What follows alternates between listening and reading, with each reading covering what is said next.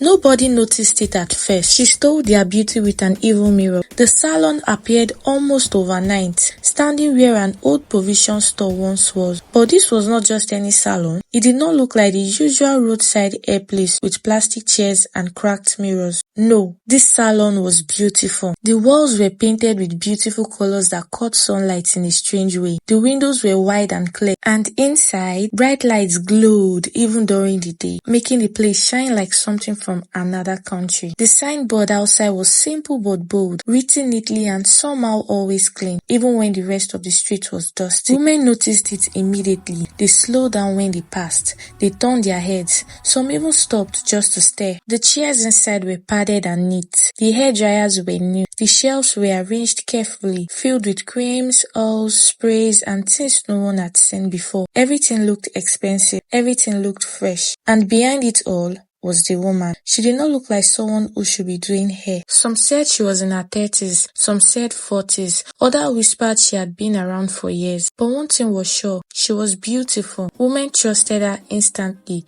and soon they rushed in. From morning to night, the salon was full. Married women, single women, young girls, even older women. Everyone wanted their hair done there. They said her hands were different. She braided gently, she styled carefully, she smiled calmly, and when she finished making anyone's hair, she would always do the same thing. She would turn them toward a mirror, not the normal mirror on the wall. No. She would bring out a special mirror. It was always clean, always shiny. The glass was clear and deep, like water that had no bottom. The frame was dark, smooth, and cold looking. She held it with both hands and placed it carefully in front of her customer. "Look at yourself," she would say softly, and the woman would smile. They always smiled because in that mirror, they looked perfect. Their skin looked smoother, their eyes looked brighter, their faces looked softer. They felt good. They did not notice anything strange. But why would they? They paid. They thanked her. They left happy. But something always followed them home. Something small at first. Something they did not understand. One married woman noticed it after 2 weeks. Her husband used to admire her. He used to call her beautiful. He used to touch her face and smile. After the salon visit, he stopped. At first, he only complained, "You don't look fresh these days." She laughed it off. Then he became cold. He stopped looking at her. He stopped looking at her when she dressed. Stopped sitting close. Stopped touching her. She tried harder. New clothes, better makeup, more care, but nothing worked. She stood in front of her mirror one night and paused. She looked dull. Her skin was not glowing like before. Her eyes looked tired. Her face looked somehow older. Not ugly, but not her usual self. Still, she did not connect it. Another woman had it worse. Her husband started shouting at her for no reason. "See your face. You've let yourself go. Other women are trying." She cried. But she was confused. She had just done her hair. She had just looked beautiful in that salon mirror. So what changed? Slowly, stories began to move very quietly. Women whispered that their husband had changed. The men were suddenly noticing other women. And all the while, the salon woman grew younger. People began to notice. Her face became tighter, her skin brighter, her body fuller. Men started noticing her, and she noticed them back. She smiled at husbands who walked past. She laughed when they came to wait for their wives. She offered them seats, water, small talk. Soon, some men started coming alone. They said they were just checking for something, just waiting, just passing by. Then they stayed longer, and when they left confused. Because the truth was this: without the beauty she stole, the women looked normal, and the husbands, they saw the difference. The salon woman did not steal beauty completely. No, she took it slowly, drop by drop. That way, nobody noticed immediately. And the mirror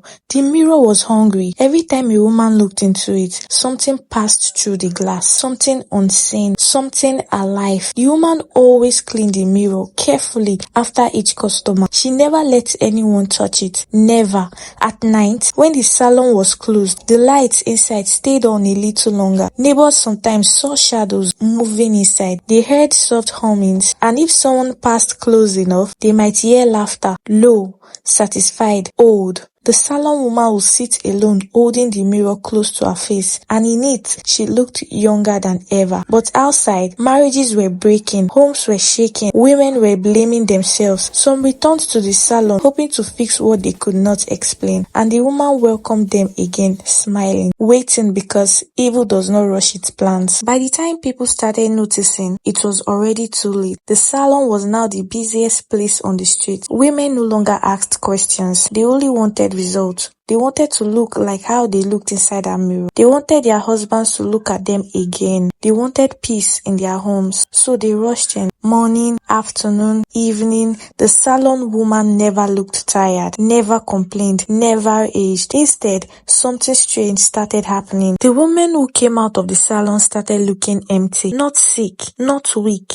just empty. Their faces were there, but the spark was gone. Their smiles looked forced. Their eyes no longer carried warmth. They were not ugly, but they were no longer attractive. And the men noticed. Husbands began to complain openly now. Some started sleeping late. Some stopped coming home early. Some started comparing. Look at that woman down the road. See how fresh she is. Why can't you look like that again? The painful part, the woman they were pointing at was often the salon woman herself. Because now, she was everywhere. At the junction, at the market, at evening walks, and she was glowing. Her beauty was loud. Her skin almost shone. Her body looked full in the right places. Her laughter pulled men like rope, and she did not chase them. She waited. Men started following her with their eyes, then with their feet, then with their hearts. Some husbands stopped hiding it. They came to the salon openly. Some sat longer, talked more, smiled foolishly. They defended her when their wives complained. She's just a hairdresser. You are imagining things. You are jealous. But the truth was darker. The women whose beauty had been taken were becoming unattractive to their husbands. Not because they were ugly, but because what made them was gone. And the salon woman, she was collecting more than beauty. She was collecting attention, desire, homes. Some women noticed their husbands smelled different when they came home. Perfume they did not recognize. Happiness they no longer shared. One woman followed her husband one evening. She watched him enter the salon. Watched the salon woman touch his shoulder while laughing. Watched his face soften. That was the day she knew something was wrong. But fear kept her quiet. Then came the ugliness. Not the women's ugliness. The men's. The husbands who stayed around the salon too much started changing. Their faces became rough. Their eyes became restless. Their behavior became wild. They fought at home.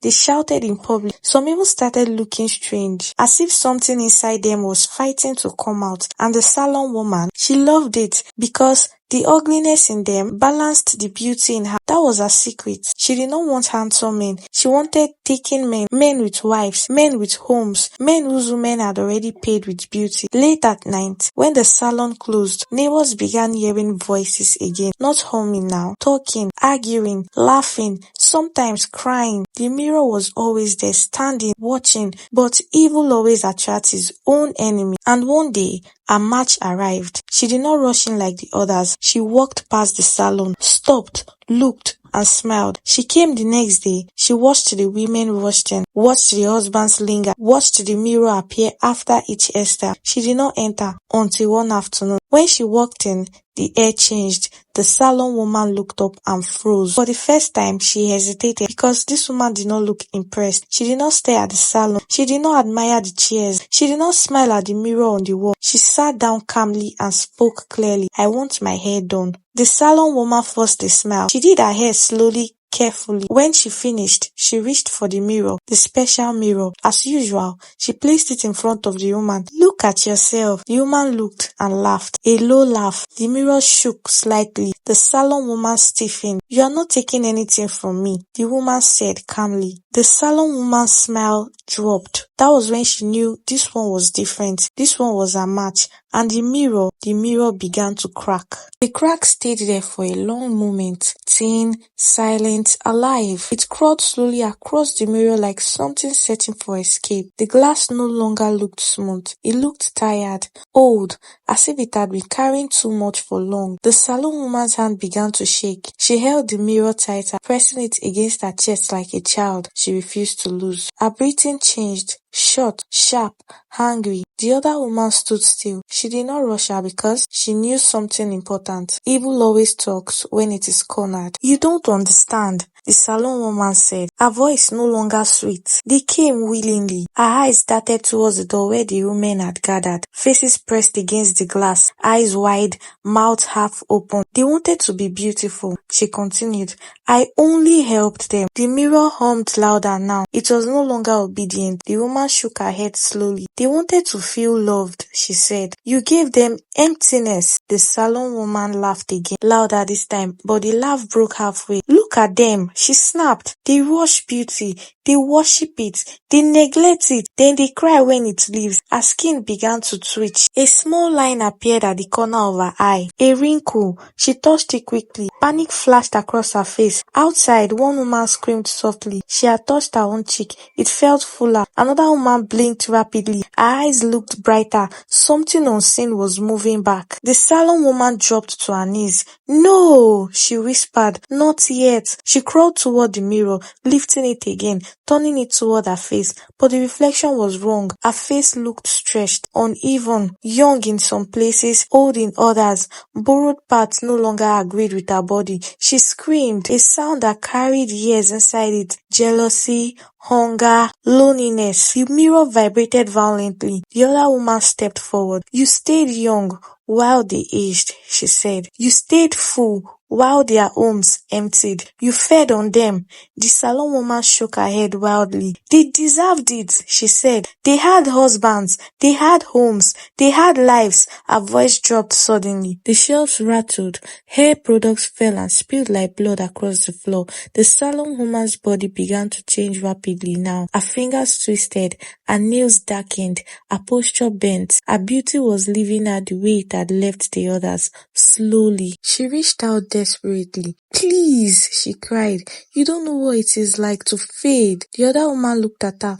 I do, she said quietly. That's why I stopped you. She lifted her hands and struck the mirror again. This time, the glass exploded, not inward, outward. A rush of air swept through the salon. Women outside gasped sharply, as if breathing for the first time in months. Something returned to them. Confidence, warmth, life. Husband stumbled back, confused, suddenly recognizing the woman they had married. Inside the salon, the witch screamed. Her skin collapsed inward. Her cheeks sank. Her hair fell away completely. She shrank on the floor, crawling at nothing. Ugly. Not the normal kind, the kind that had been hiding behind stolen beauty. Her voice faded to a dry whisper. The mirror pieces lay useless, cold, empty. No more reflection, no more theft. The other woman turned and walked toward the door. She passed the shattered glass. It reflected her clearly, untouched. Outside, women stepped back to make way for her. She did not smile. She did not explain. She walked away. Behind her, the salon went dark. By morning, the place looked abandoned. Paint peeled, walls dulled, beauty gone. The witch was never seen again. Some said she turned to dust. Some said she crawled away. But one thing was sure. The mirror never worked again. And the women, they never trusted beauty that came too easily.